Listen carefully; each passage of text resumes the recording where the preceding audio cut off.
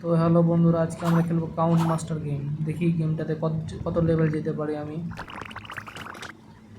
ও 10.30, 40, তাহলে বেশি হয়ে যাবে আমার। দেখা যাক, আমরা মনে মনে ভাবো কোনটা নিলে বেশি ভালো হতো সেটা। আমি 3x গেলাম, দেখে দেখে এটা পার হতে হবে। ভাই অনেকগুলো পড়ে গেলাম আমার। দেখা যাক কত গেলাম। ও আমি 4টা নিয়ে সবার উপরে টপ লেভেল যেতে পারছি। আমরা দেখা যাক, প্রথমে আমি 40 নিলাম, 3x নিলাম। এরে এরে দেখা যাক। ও একটা জন্য ভাই বেঁচে গেলাম, 30 নিলাম। তখন আমাকে গুলি করতে হবে।